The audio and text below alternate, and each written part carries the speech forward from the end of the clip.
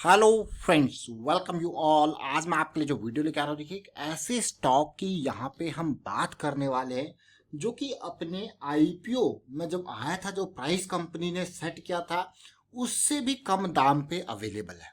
Value है, quality है, target 400 plus है। तो आप सोच रहे होंगे यार करंट प्राइस क्या है और ये शेयर सोया हुआ स्टॉक क्यों है, क्या मौका इन्वेस्टमेंट का है?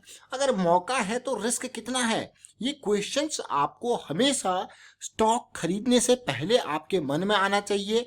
अगर मौका है इन्वेस्टमेंट का तो रिस्क कितना है?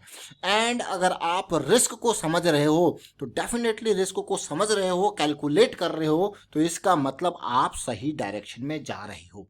क्योंकि stock market investment are subject to market risk. आपकी पहली प्रायोरिटी जो आप इन्वेस्ट करो उसको बचाने की, यानी कि अगर चीजें आपके अगेंस्ट जाती हैं तब आप क्या करोगे। अदरवाइज लोग क्या करते हैं, 500 रुपये पे शेयर खरीदते हैं, वो 100 रुपये पे आ जाता है क्योंकि रिस्क मैनेजमेंट है ही नहीं। लेकिन अगर आपको पता है कि आपकी कैपेबिलिटी 500 रुपये का अगर आप खरीद रहे हो, मात्र 50 रुपये का रिस्क लेने की है, तो उसी तरीके की से और उसी हिसाब से अपनी पोजीशन साइज भी आप बनाओगे। अब आप कहोगे हाँ भाई, बिल्कुल बिल्कुल, मैं कहूँगा रीजनेबल सिचुएशन देखिए और समझिए। चलिए फिलहाल मैं आपको इस स्टॉक की तरफ लेके चलूंगा और आगे बढ़ने से पहले मैं आपको बता दूंगा, अगर आपने अब तक चैनल को सब्सक्राइब नहीं किया तो जल्दी से सब्सक्राइब कर ले, बेल आइकन को प्रेस कर ले, जिससे आपको नोटिफिकेशन आती रहेगी। प्राइस एक्शन सीखने के लिए आप मेंबरशिप ज्वाइन कर सकते हो, ज्वाइन बटन पर क्लिक करके। ये कंपनी का नाम है शानदार टेक्नोलॉजीज लिमिटेड। ये ऑटो सेक्टर की कंपनी है, ऑटो इक्विपमेंट छोटी छोटी चीजें बनाती है ऑटो सेक्टर के लिए। आईपीओ का प्राइस था 327 से लेके 332 के आसपास का। आईपीओ अभी रिसेंटली आया 2018 में, मैं कहूँगा इसको रिसेंटली कहूँगा।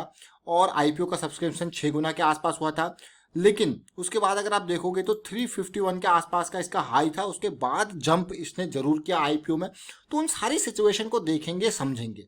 तो शानदार टेक्नोलॉजीज को अगर आप देखोगे तो बड़ी बड़ी companies, 2 wheeler, 3 wheeler, 4 wheeler, tractors, सबके लिए ये इक्विपमेंट बनाता है। खास करके एल्यूमिनियम की डाई केसिंग और यहाँ पे लॉक्स इसका मेजर काम है। 22% तो लॉक्स का बिजनेस है।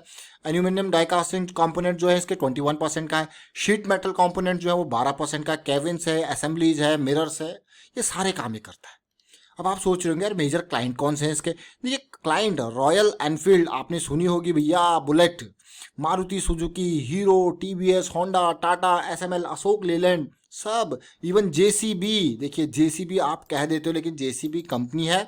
और जो ये इक्विपमेंट्स मैं कहूँगा जो चीज़ें बनाती है, जिसको आप अर्थ मूवर कहते हो, जेसीबी कंपनी का नाम है। कैटरपिलर देखिए, और ब्लैक डेकर, बॉश, बहुत सारे देखिए कंपनी जिसके हैं। मेजरली अगर आप देखा जाए टॉप 2 क्लाइंट्स इसके टीवीएस मोटर और हीरो मोटोकॉप है। याद रखना टीवीएस मोटर्स और हीरो मोटोकॉप में जब भी उछाल आएगा तो इस स्टॉक में भी, क्योंकि 51% का रेवेन्यू यहीं से आता है। और आप देखोगे भाई यहीं से आपके ओवरऑल इस स्टॉक में भी जंप आपको देखने को मिलेगा। आप रिलेशन आप समझ गए होंगे। लेकिन हम इस स्टॉक को आपके लिए क्यों लेके आए हैं, उसका कारण क्या है, उसको समझते हैं। मार्केट कैपिटलाइजेशन देखा जाए 1400 करोड़ के आसपास है। कंपनी का प्राइस अभी 240, स्टॉक का प्राइस 244 के आसपास है। पी रेशियो 25 के आसपास है। अर्निंग पर शेयर 9.59 का है। अगर पिछले कुछ टाइम के रेवेन्यू के ग्रोथ को देखा जाए तो 1400 से ग्रो करके ऑलमोस्ट 2300 करोड़ तक ये गया है। बीच में अभी थोड़ा सा डाउन हुआ है पिछले 2 साल कोविड की वजह से, ये देखिए। और अगर आप प्रॉफिटेबिलिटी देखोगे तो रेवेन्यू था 95 करोड़ का, इसने प्रॉफिटेबिलिटी 2019 में दिखाया है। और अब मैं आगे आपको टेक्निकल पे लेके चलूंगा, वहां पे और चीज समझने की कोशिश करेंगे शानदार टेक्नोलॉजीज के। अब आपको अगर आप कैसे छोटे छोटे स्टॉक्स को कैसे लेके आते हो, बिल्कुल। अगर इस स्टॉक को जब मैं एनालाइज कर रहा था तो मैंने देखा भैया ये जब आईपीओ आया था, आप देखिए आईपीओ का प्राइसिंग और सीधे 460 का प्राइसिंग। लेकिन उसके बाद इस स्टॉक में आप क्लियर कट देख सकते हो down trend kind of situation आपको देखने को मिली। इस डाउन ट्रेंड में इस स्टॉक को देखिए 440 के लेवल से कहां पहुंचा दिया, 120 के लेवल पे, बिल्कुल ग्राउंड लेवल पे जमीन पे पटक दिया मैं कहूंगा। उसके बाद मार्च पिछले साल यानी कि 2020 के बाद जो तेजी आई, इस स्टॉक में भी आपको तेजी देखने को मिली। और ऑलमोस्ट 120 से 240 260 की रेंज की ये तेजी थी। फिर आती है बढ़िया सी करेक्शन।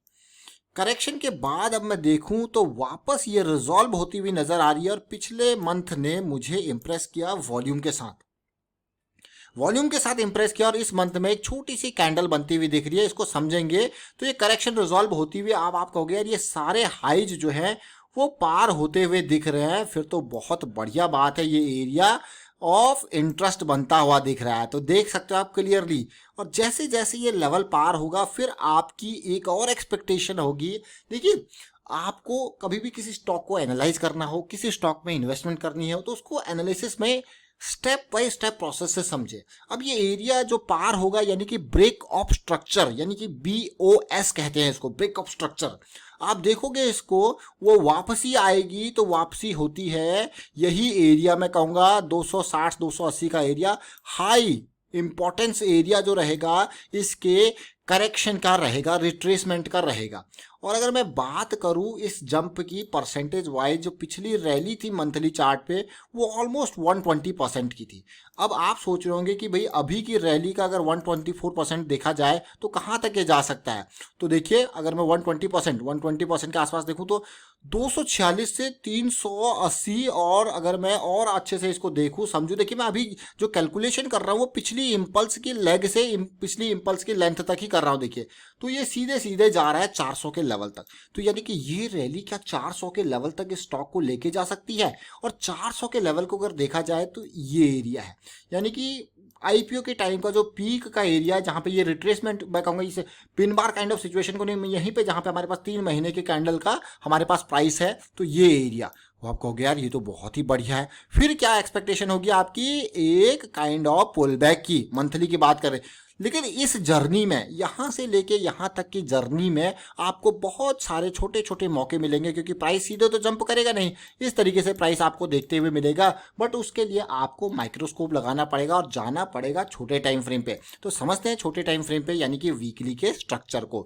अब वीकली की सिचुएशन को अगर मैं देखूं तो कैसी सिचुएशन बन रही है अभी, इंपॉर्टेंट सिचुएशन। ये देखिए जरा, ये इंपॉर्टेंट एरिया ब्रेक होने को जा रहा है, इसीलिए ये स्टॉक आपके लिए लेके आया। सबसे इंपॉर्टेंट बात, सबसे अच्छी बात मैं आपको कहने जा रहा हूं। देखिए, ये लेग आप देखिए 170 180 के लेवल से यहां तक गया, यानी कि एक इंपल्स बनी, मान के चलिए यहाँ पे इंपल्स बनी है, तो इंपल्स के साथ जो वॉल्यूम होगा वो आपका बढ़िया होना चाहिए। और अगर ये करेक्शन लेग है तो करेक्शन लेग में इंपल्स के कंपैरिजन में वॉल्यूम खत्म होना चाहिए। तो जैसे ये रिजॉल्व होगा आने वाले टाइम पे, फिर से इंपल्स आपको स्टार्ट होती हुई दिखेगी, आप कहोगे वाह मजा आ जाएगा। तो आप इसको देखिए, समझिए, फिर आप कहोगे ये इंपल्स बनी, करेक्शन आया, यानी कि काइंड ऑफ पुल बैक यहाँ पे आया, और रैली आगे कंटिन्यू रह सकती है। तो इस तरीके से हम स्टेप वाइज स्टेप चल रहे हैं, मंथली से वीकली पे आए, अब चलते हैं डेली पे। इस डेली की सिचुएशन को देखिए, अभी क्या कुछ यहाँ पे चल रहा है। डेली की सिचुएशन को अगर मैं देखें तो 180 के सफर को इसने कैसे, देखिए लो हायर लो, ये एरिया पार, हायर हाई, ये देखिए काइंड ऑफ मैं कहूँगा बिल्कुल यहाँ पे कंसोलिडेशन जो चल रही है 260 से लेके 230 के प्राइस रेंज में, और वो भी 200 डेली SMA से ऊपर की जो है कंसोलिडेशन चल रही है। और अच्छी बात ये होती है कि हाँ, अगर प्राइस ऊपर रहे तो 200 एक स्ट्रॉन्ग सपोर्ट का यहाँ पे काम करता है, साथ के साथ बुलिश क्रॉस भी बन चुका है। उसके बाद की ये फ्लैट करेक्शन है, तो काफ़ी इंपॉर्टेंट रहने वाला आने वाला टाइम।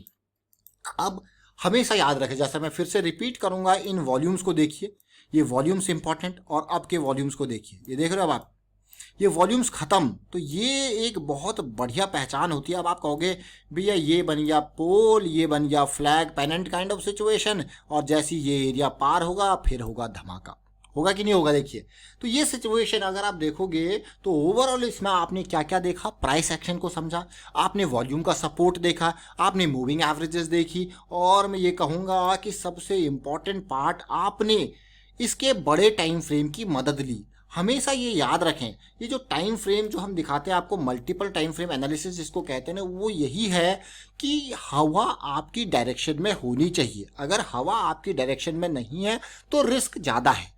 अब आप कहोगे कैसी बात ये है, हवा किस डायरेक्शन में, मतलब जो बड़े टाइम फ्रेम है, यानी कि ये बड़ा टाइम फ्रेम, सपोज आप वीकली को ट्रेड कर रहे हो तो आवरली एक बड़ा टाइम फ्रेम है, मतलब आपका डिसीजन जो है अगर वीकली के हिसाब से चल रहे हो तो मंथली आपके फेवर में होना चाहिए। मतलब अगर डेली के हिसाब से चल रहे हो तो वीकली आपका मान के चलिए यहाँ पे पेरेंट में आ गया और वो ग्रांड पेरेंट में आ गया मंथली, तो अगर दोनों ही फेवर में है तो और भी बढ़िया। तो ये चीज़ें होती हैं कि आपके डायरेक्शन में फ्लो है कि नहीं है, ट्रेंड आपके डायरेक्शन में है कि नहीं है। जब आपके डायरेक्शन में होता है तो फिर आपका रिस्क और मिनिमाइज हो जाता है और रिड्यूस हो जाता है। तो हमने यहाँ पे बात किसकी करी, शानदार टेक्नोलॉजीज की। देखिए इस तरीके से हम स्टॉक्स को एनालाइज करते रहते हैं क्योंकि हमारा खुद का इंटरेस्ट यहाँ पे है, अच्छा लगता है इनको एनालाइज करना, ताकि आप लोग भी कुछ सीख पाए और कुछ हम लोग भी एनालिसिस करते करते सीख पाए। और फिलहाल वाइंड अप करता हूँ, इस वीडियो को शेयर कीजिए। प्राइस एक्शन सीखने के लिए आप मेंबरशिप ज्वाइन कर सकते हो, ज्वाइन बटन पर क्लिक करके। And thank you for watching the video.